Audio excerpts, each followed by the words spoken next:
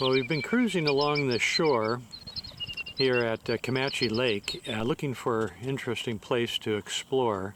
I found a rather unusual bush up here. Zero in on it. And I don't know if you can see, but there's a lot of red flowers on it. And that's unusual for the kind of foliage that would be typically along the shore here. There aren't any natural indigenous plants that I can think of that would have that arrangement of flowers, those red flowers. So I got to go up there and take a look at that. Why would that plant be up there? Who would have planted that and why? Well, I'm on the shore now. I'm going to head up towards this plant, and from here I can tell that it's an oleander plant. And oleanders certainly are not indigenous to California. So somebody brought it here, and there's some sort of stone formation right up here, something that has been built right next to the oleander plant. Yeah, let's take a look at this. This might have something to do with why the oleander was here in the first place. Yeah, you can see this is I don't know what this is, like a basement or something to a building that was here at one time. And going down, I don't know if you can see this or not, my feet, there were some steps here that takes you down into this area. Look at the rock work here. Boy, it's really quite precisely done. Could have been some sort of a basement or maybe a root cellar, something like that. There you can see the lake. We're real close to the lake now. But in the old days, before Camanche Lake was here, this would be the direction of the McCullough River. So my guess is that somebody had a house here at one time. It must have been a rather substantial house. And this is a very large oleander bush. You can see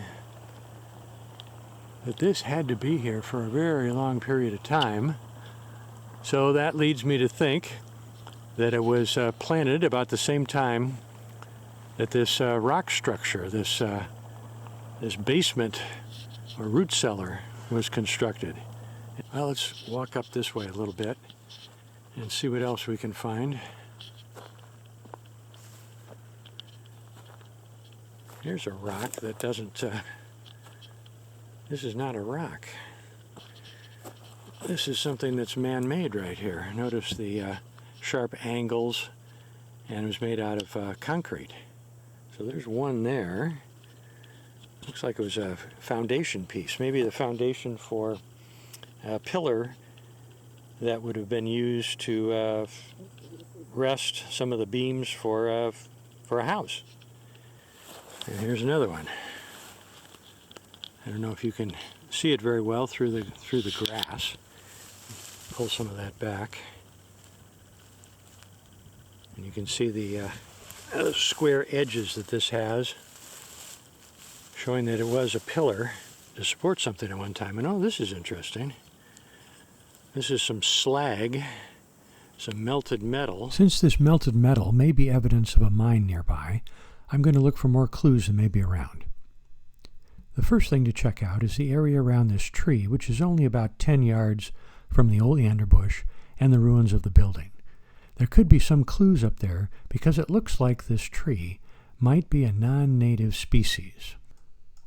I can tell by its dead branches and thick, gnarled trunk that it is very old. Based on a close inspection of the leaves, it seems to be a peach tree. If so, this would certainly have to have been planted by someone a long time ago. However, no one has lived in this area for many, many years, and the last time I think this site was probably inhabited was way back in the days of the gold rush. Wow, take a look at this. Underneath the peach tree are a surprising number of beautiful lilies. One of the nicknames for these flowers is naked lady lilies. This is because their long stems are without leaves and thus naked. Now these flowers hint that a woman probably lived in the house by the oleander bush and planted them to help make this area more attractive. Now, before leaving home, I researched this area and I found no records of any mines being near this site. So, if evidence of a mine is found here, I think a catchy name for the mine would be the Naked Lady Gold Mine. On the other side of the oleander bush, it looks like there are some thin metal posts, so let's check that area out. Here is the evidence that a mine once existed at this site. This is clearly the remains of a mine shaft. This fencing was, of course, put up to prevent people or animals from falling into it. It's logical to assume that this was a gold mine because most of the mining along the McCullummy River, in one form or the other, involved the recovery of gold. I hope you found this video interesting and just a little bit educational. Be safe.